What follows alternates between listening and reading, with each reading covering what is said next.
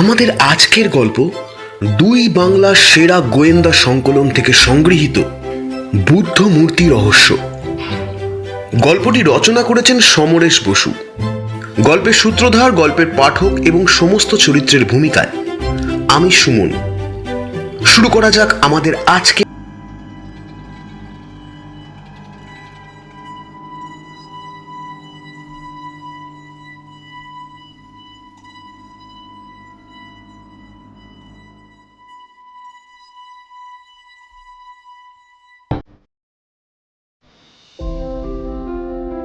গোগলের দার্জিলিং বেড়াতে যাওয়াটা নানা দিক থেকেই মনে রাখবার মতন। দার্জিলিং থেকে যাওয়া হয়েছিল কালিম্পং। সেখানে এক তিব্বতী বৌদ্ধ মঠে তো এক সাংঘাতিক দুর্ঘটনাই ঘটে গিয়েছিল, তাও আবার গোগলের চোখের সামনেই। এক লামা আর এক লামাকে পেছন থেকে ছুরি মেরে খুন করেছিল। কালিম্পং থেকে আবার দার্জিলিংয়ে ফিরে আসা, তারপরে নিমন্ত্রণ পেয়ে বেড়াবার ধুম পড়ে গেল। পাহাড়ে পাহাড়ে বেরিয়ে বাবা বেশ হাঁপিয়ে পড়লেন। হোটেলে ঢুকেই তিনি বললেন, আমি আর কোথাও বেরোচ্ছি নে, এখন কয়েকদিন চুপচাপ বিশ্রাম নেব। মায়েরও সেই একই অবস্থা। গোগল বলল, তাহলে আমি কি করব? বাবা বললেন, কেন, তোমার জন্য তো ঘোড়া রয়েইছে। তুমি ঘোড়া চেপে বেড়াবে আর গায়ে ঘোড়ার গন্ধ নিয়ে ফিরে আসবে।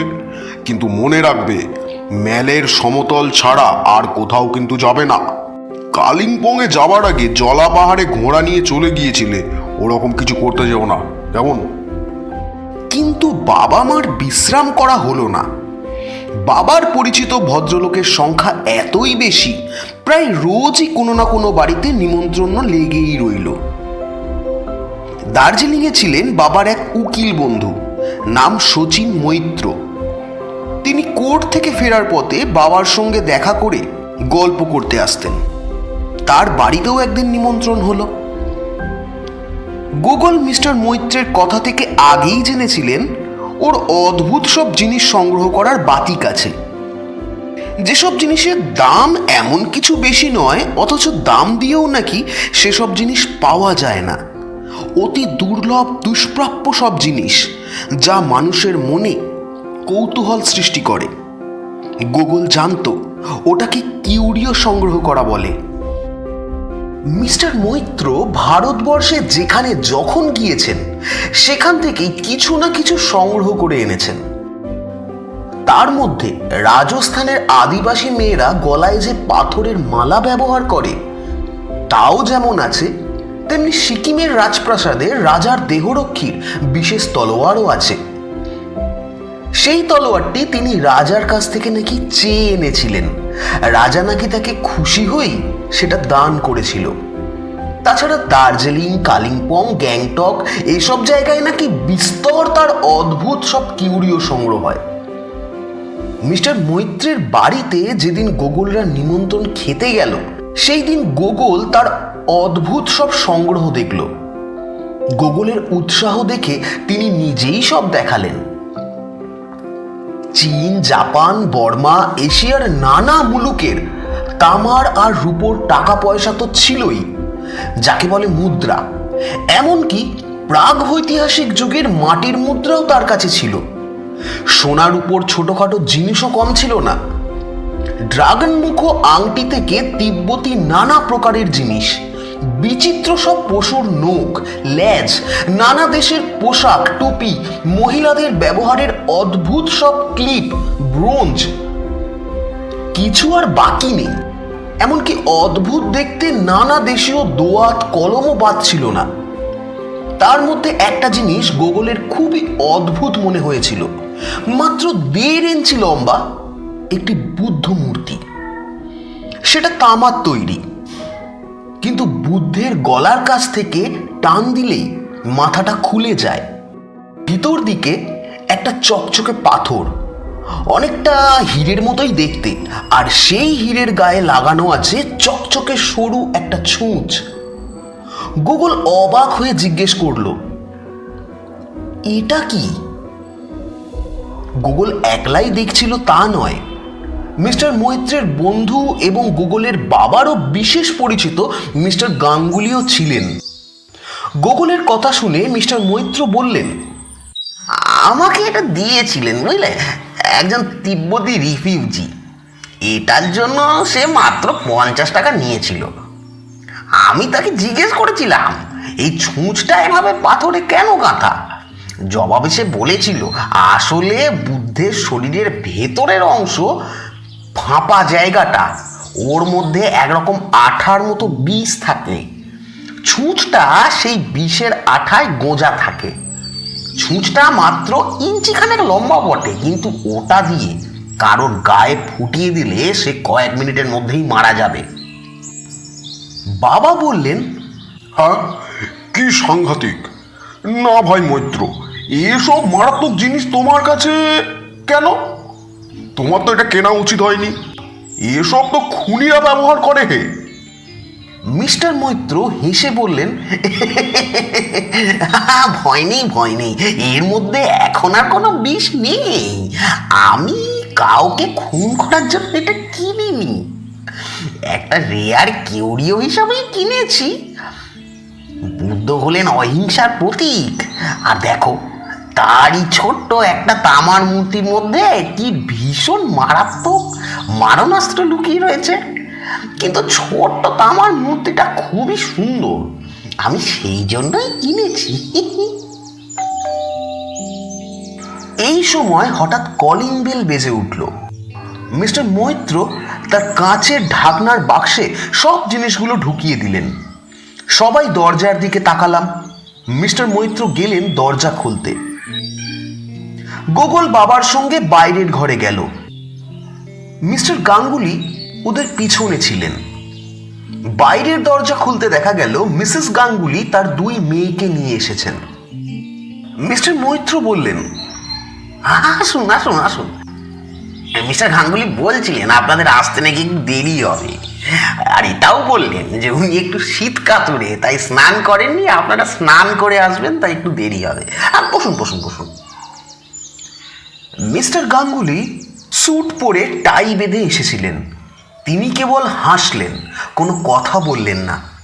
গোগল দেখল মিস্টার গাঙ্গুলির মুখটা কেমন লাল দেখাচ্ছে, তিনি ঘামছেনও বটে। শীত করলে ঘামবেন কেন? গোগলের খুব অবাক লাগলো। যাই হোক, দুপুরে খাওয়ার পরে খানিকক্ষণ গল্পগুজব হলো, তারপরে বিদায়ের পালা। গোগল বাবা মায়ের সঙ্গে হোটেলে ফিরে এলো। মিস্টার গাঙ্গুলি স্ত্রী গোগলদের সঙ্গে ফিরতে চেয়েছিলেন, কারণ মেলে একটু বেরিয়ে যাওয়ার ইচ্ছে ছিল তার, কিন্তু মিস্টার গাঙ্গুলি ব্যস্তভাবে বলেছিলেন তার নাকি একটু তাড়াহুড়ো আছে, এখন ওপরে উঠলে ফিরতে দেরি হবে। মিস্টার গাঙ্গুলিদের বাড়ি মিস্টার মৈত্রের বাড়ি থেকে খানিকটা নিচে, প্রায় বাজারের কাছাকাছি। তারা চলে গেলেন নিচের দিকে। গোগল বাবা মার সঙ্গে ওপরে উঠে এলো।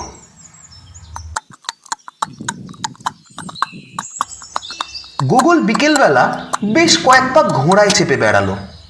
মা আর বাবা মেলের একটা বেঞ্চিতে বসেছিলেন। গোগল যখন ঘোড়া ছেড়ে ফিরে এলো, দেখলো মিস্টার মৈত্র বাবার পাশে বসে আছেন। সকলের মুখই খুব গম্ভীর, সকলেই গোগলের দিকে তাকিয়ে আছে। মিস্টার মৈত্র হেসে বললেন, কি গোগল বাবু, ঘোড়ায় চড়া হলো? গোগল কিছু বলবার আগেই গোগলের বাবা বললেন,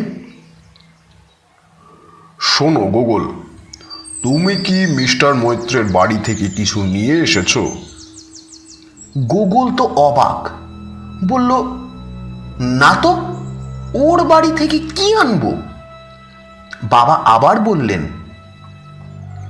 উনি যে সেই বুদ্ধের মূর্তি দেখাচ্ছিলেন যার মধ্যে সেই ছুঁচটা ছিল, সেটা আর খুঁজে পাওয়া যাচ্ছে না, তাই উনি জিজ্ঞেস করতে এসেছেন তুমি ওটা নিয়ে এসেছো কিনা। এবার গোগলের ভীষণ রাগ হলো। সে বলল, ছি, পরের জিনিস না বলে আমি কেন নিয়ে আসব? গোগলের বাবা বলল, তুমি যা পড়ে আছো তা পরেই আমরা মিস্টার মৈত্রের বাড়ি গেছিলাম, তারপর আর হোটেলেও যাওয়া হয়নি। তোমার প্যান্টের আর জামার পকেটে কি আছে সব দেখিয়ে দাও। গোগলের মুখ অপমানে লাল হয়ে উঠল। দেখল বাবা মায়ের মুখেও অপমানের ছাপ। মিস্টার মৈত্র গোগলের দিকে চুপ করে তাকিয়েছিলেন। বাবা বলেছে বলেই গোগল ওর সোয়েটার খুলে ভেতরের জামা আর প্যান্টের পকেট উল্টে দেখিয়ে দিল। এবার বাবা বললেন, কি হয়েছে তো মিস্টার মৈত্র? নাকি গোগলের জুতো মোজাও খুলে দেখাতে হবে? মিস্টার মৈত্র গোগলের পায়ের দিকে তাকিয়েছিলেন। গোগল নিজেই পায়ের জুতো মোজা খুলে দেখিয়ে দিল। মিস্টার মৈত্র এবার হেসে বলে উঠলেন, না না, ঠিক আছে, মানে। এবার গোগলের বাবা মেঘ গর্জন করে উঠল, থামুন, আপনার ওসব মানে টানে শুনতে চাইছি না। আগে জানলে আপনার বাড়িতে কখনোই আমরা নিমন্ত্রণ খেতে যেতাম না। এটা রীতিমতো অপমান। আপনি কি মনে করে আমার ছেলেকে সন্দেহ করলেন? ও সেই বুদ্ধ মূর্তিটা না বলে নিয়ে আসবে, এটা আপনি ভাবলেন কি করে? মিস্টার মৈত্র বললেন, প্লিজ প্লিজ প্লিজ রাগ করবেন না। ভাবলাম ছেলে মানুষ হয়তো খেলার ছলে ওটা নিয়ে এসেছে। আমি অপমান করার জন্য বলিনি। গুগল আমার ছেলের মতো। আমি আমার ছেলেদেরও জিজ্ঞেস করেছি যে, জানেন তো কত কষ্ট করে আমি ওইসব জিনিস সংগ্রহ করি। ওগুলো আমি আমার প্রাণের থেকেও বেশি ভালোবাসি কিনা আপনাদের অপমান করতে আমি একটুও চাইনি। গোগল রাগে ও অপমানে ফুঁসছিল, কিন্তু ওর মনে অন্য একটা চিন্তা উঁকি দিচ্ছিল। ও বলল, আচ্ছা আঙ্কেল, আপনি মিস্টার গাঙ্গুলির কাছে খোঁজ করেছিলেন? মিস্টার মৈত্র জিভ কেটে বললেন, কি করে হয় ওটা? একজন সরকারি বড় অফিসার, দার্জিলিং এ ওর খুব নাম। উনি কি ও কাজ করতে পারেন? গুগল বলল, আপনি আমার কথা যদি ভাবতে পারেন, আপনি যদি আমাকে সন্দেহ করতে পারেন, মিস্টার গাঙ্গুলির কথা ভাববেন না কেন? কলিং বেলের শব্দ শুনে আমরা সবাই যখন বাইরের ঘরে গিয়েছিলাম, উনি সকলের পরে সেখানে এসেছিলেন। মিস্টার মৈত্রের কপালের রেখাগুলো সাপের মতন এঁকে বেঁকে উঠল। গুগলের আরো মনে পড়ল, মিস্টার গাঙ্গুলি কেবল ঘামছিলেনই না, তাকে কেমন চুপচাপ দেখাচ্ছিল। আর পিছনে পিছনে আসবার সময় উনি কোটের ইনসাইডের পকেটে কয়েকবার হাতও দিয়েছিলেন। বাবা বললেন, গোগল, ভদ্রলোকের সম্পর্কে ওসব বলতে নেই, চুপ করো। গোগলের চোখে তখন জল। বলল, বাবা, আমরা কি তবে ভদ্রলোক নই? আমার কিন্তু বিশ্বাস মিস্টার গাঙ্গুলি ওটাকে নিয়েছেন। মিস্টার মৈত্র জিজ্ঞাসা করলেন, কেন তোমার এরকম মনে হচ্ছে, একটু বলবে আমাকে? গোগল বলল, সেসব আমি বলতে চাই না। আমার মনে হয় মিস্টার গাঙ্গুলির কোটের ইনসাইড পকেটে এখনো বোধহয় সেটা আছে, যদি উনি লুকিয়ে না ফেলেন তবে। কি সব বলছো তুমি গোগল? এবার বাবা ধমক দিয়ে উঠলেন, কিন্তু মিস্টার মৈত্র বললেন, সমরেশ বাবু, গোগল যখন এরকম ভাবে বলছে, নিশ্চয়ই তার পেছনে কোনো কারণ আছে। অবশ্য তিনি একজন মস্ত অফিসার। তবু চলুন না সবাই একবার তার বাড়ি যাই। গুগল দেখল বাবা মা দুজনেই সম্মত হলো। মিস্টার মৈত্র উঠে দাঁড়ালেন, বাবা মাও উঠলেন। সবাই মিলে ম্যানসনের পাশ দিয়ে নিচের রাস্তার দিকে হেঁটে চলল। বাজারের কাছাকাছি মিস্টার গাঙ্গুলির বাড়ি পৌঁছতে সময় লাগলো প্রায় 15 মিনিট। সামনের কাঁচের দরজা জানলা বন্ধ। কলিং বেল টেপা হলো। একজন নেপালি মেয়ে এসে দরজা খুলে দিল। ভিতরে ঢুকে দেখা গেল মিস্টার গাঙ্গুলি পাজামার উপরে সোয়েটার আর শাল চাপিয়ে বসে আছেন এবং একটি ম্যাগাজিন পড়ছেন। সবাইকে দেখে খুব অবাক হয়ে গেলেন। গুগল দেখল তার চোখে মুখে একটা ব্যস্ত ত্রস্ত ভাব। উঠে দাঁড়িয়ে তিনি বললেন, কি ব্যাপার? আসুন আসুন, আমার স্ত্রী আর মেয়েরা সিনেমা দেখতে গেছে। মিস্টার গাঙ্গুলি তারপর বললেন, বসুন, একটু চা করতে বলছি, হ্যাঁ বসুন। বলেই তিনি গলা তুলে ডাকলেন, কাঞ্চি, কাঞ্চি, একটু চা দিয়ে যাও তো। গুগল বলল, আঙ্কেল আমি একটু বাথরুমে যাব। মিস্টার গাঙ্গুলি বললেন, হ্যাঁ বেশ, চলো আমি তোমাকে বাথরুম দেখিয়ে দিচ্ছি। গুগল মিস্টার গাঙ্গুলির সঙ্গে অন্য ঘরের ভিতরে ঢুকলো। সেটা একটা শোবার ঘর, ঘরের সঙ্গেই বাথরুম। একপাশে কাঠের পার্টিশনে ব্র্যাকেটে ঝোলানো ট্রাউজার, শার্ট, কোট, শাড়ি, জামা কাপড় ইত্যাদি, আর একটা ড্রেসিং টেবিল। মিস্টার গাঙ্গুলি গুগলকে বাথরুমের দরজা দেখিয়ে বললেন, আমি যাচ্ছি, হ্যাঁ তোমার হয়ে গেলে চলে এসো। মিস্টার গাঙ্গুলি চলে গেলেন। গুগল বাথরুমের দরজা পর্যন্ত গেল ঠিকই, কিন্তু মিস্টার গাঙ্গুলি চলে যেতেই কাঠের পার্টিশনের মধ্যে ঢুকে গেল। মিস্টার গাঙ্গুলি যে কোটটা পরে গিয়েছিলেন সেটা ওর চোখে পড়ল। প্রত্যেকটা পকেট হাতড়ে সেই বুদ্ধমূর্তি পাওয়া গেল না। গুগলের লজ্জা আর ভয় দুই হলো, কিন্তু ওর বিশ্বাস একেবারে অনড়। ও পাগলের মতো মিস্টার গাঙ্গুলির সব ট্রাউজার আর কোটের পকেট হাতড়াতে লাগলো। শেষ পর্যন্ত একটা নীল জ্যাকেটের পকেটে হাত ঢোকাতেই একটা কাগজের প্যাকেট পাওয়া গেল। গুগল প্যাকেটটা খুলতেই বেরিয়ে পড়ল সেই বুদ্ধমূর্তি। ওর বুকের মধ্যে তখন ধক ধক করছে, নিঃশ্বাস বাড়ছে জোরে জোরে। তাড়াতাড়ি সেটা নীল জ্যাকেটের পকেটে ঠিক একই জায়গায় রেখে দিয়ে গুগল বসবার ঘরের দিকে চলে গেল। মিস্টার মৈত্র, বাবা, মা সবাই ওর দিকে তাকালেন। মিস্টার গাঙ্গুলি বললেন, কি গুগল, কোনো অসুবিধা হয়নি তো? গুগলের মুখ লাল। ও মিস্টার মৈত্রের পাশে এসে বসল, বলল, না, আমাকে একটা কাগজ পেন্সিল দেবেন? মিস্টার গাঙ্গুলি হেসে উঠলেন, বললেন, হ্যাঁ নিশ্চয়ই দেব, কিন্তু কি করবে তুমি কাগজ পেন্সিল নিয়ে? গুগল বলল, আমি একটা চিঠি লিখব। মিস্টার গাঙ্গুলি কাছের টেবিল থেকে কাগজের প্যাড আর পেন্সিল এনে দিলেন, দিয়ে বললেন, সত্যি কথা, আমাদের বড়দের মাঝখানে ও আর কি করবে, নিশ্চয়ই কলকাতার কোনো বন্ধুকে চিঠি লিখবে। তা বেশ বেশ বেশ, লেখো লেখো লেখো। গুগল কিছু বলল না, মায়ের দিকে একবার দেখল, তারপর কাগজের প্যাডটা কোলের কাছে টেনে নিল। মিস্টার গাঙ্গুলি তখন এবারের মে মাসে দার্জিলিংয়ে কেমন শীত ছিল সেই কথা বাবাকে বলছিলেন, কিন্তু মিস্টার মৈত্রের চোখ গুগলের কাগজের দিকে। গুগল লিখল, বুদ্ধ মূর্তিটা শোবার ঘরে ব্র্যাকেটে নীল জ্যাকেটের পকেটে রয়েছে। মিস্টার মৈত্র হঠাৎ বিষম খেয়ে কাশতে আরম্ভ করলেন।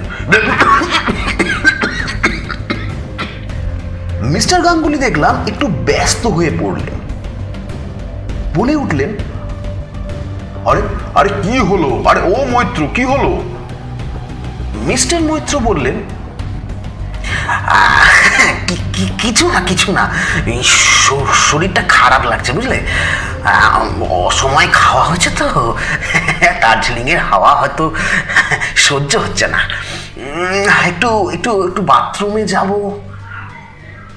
মিস্টার গাঙ্গুলি বললেন, হ্যাঁ তো যাও, তুমি তো আমার বাড়ির সব কিছুই চেনো, যাও যাও যাও। ঠিক আছে ঠিক আছে, হ্যাঁ আমাকে আর কিছু চেনাতে হবে না। এই বলে মিস্টার মৈত্র উঠে গেলেন। নেপালি মেয়েটি ট্রেতে করে চায়ের কাপ আর ঢাকনা দেওয়া টি পটটা সাজিয়ে এনে টেবিলে রাখলো। মিস্টার গাঙ্গুলি সকলের জন্য কাপে চা ঢালতে লাগলেন। কিছুক্ষণ পর মিস্টার মৈত্র ফিরে এলেন। তার দুই চোখ খুশিতে জল জল করছে। গুগলের পাশে এসে বসলেন। গুগল কাগজের প্যাড থেকে লেখা কাগজটা ছিঁড়ে নিল। মিস্টার গাঙ্গুলি বললেন, কি হলো, চিঠি লেখা হয়ে গেল? গুগল বলল, হ্যাঁ হয়ে গেছে। চা খাবার পর 2-4 কথাবার্তা বলে সকলেই উঠে পড়লেন।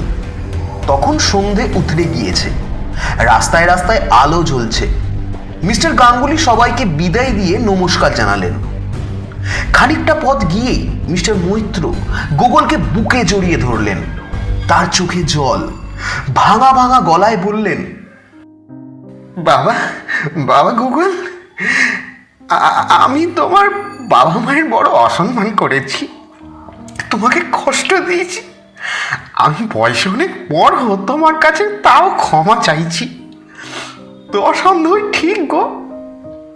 মিস্টার মৈত্র বুদ্ধ মূর্তিটা খুলে বাবা মাকে দেখালেন, কিন্তু তখনও তার চোখ থেকে জল পড়ছে, হাত থরথর করে কাঁপছে। বাবার হাত ধরে তিনি বারে বারে ক্ষমা চাইতে লাগলেন আর পাগলের মতো গুগলকে আদর করতে লাগলেন। বাবা বললেন, মিস্টার মৈত্র, আপনার মনের অবস্থা বুঝেছি। এখন আর আমরা কিছুই মনে করছি না। আপনার শখের জিনিসটা ফেরত পেয়েছেন, সেটাই আসল কথা। মিস্টার মৈত্র বললেন, আরে সেটা গুগলের জন্যই না, গুগলের অনারে আজ রাত্রে আবার আমার বাড়িতে আপনাদের নিমন্ত্রণ রইল, চলুন চলুন চলুন। বাবা আবার বললেন, কিন্তু মিস্টার গাঙ্গুলি কি ভাববেন যখন বুদ্ধ মূর্তিটা দেখবেন নেই? মিস্টার মৈত্র আবার বললেন, আরে ছাড়ুন তো মশাই, কি আবার ভাববে, সবই বুঝতে পারবে, কিন্তু ওর মুখ ফুটে কিছু বলতে পারবে না। এটাও বুঝবে যে গুগলই কাণ্ডটা ঘটিয়েছে। এই বলে তিনি গুগলকে একেবারে কোলে তুলে নিলেন। বললেন, জানো গুগল, মিস্টার গাঙ্গুলির এটা নিশ্চয়ই একটা রোগ, বুঝলে? এই রোগটার নাম ক্লিপ্টোম্যানিয়া। উনি চোরও নন, তবে একরকম চুরিও বটে। বাবা বললেন, ঠিকই বলেছেন, নইলে মিস্টার গাঙ্গুলির মতন লোক ওটা নিয়ে আসবেনই বা কেন? হ্যাঁ, কিন্তু একেই বলে টিট ফর ট্যাট। এই বলে সবাই হো হো করে হেসে উঠলেন আর ফিরে চললেন মিস্টার মৈত্রর বাড়ির দিকে।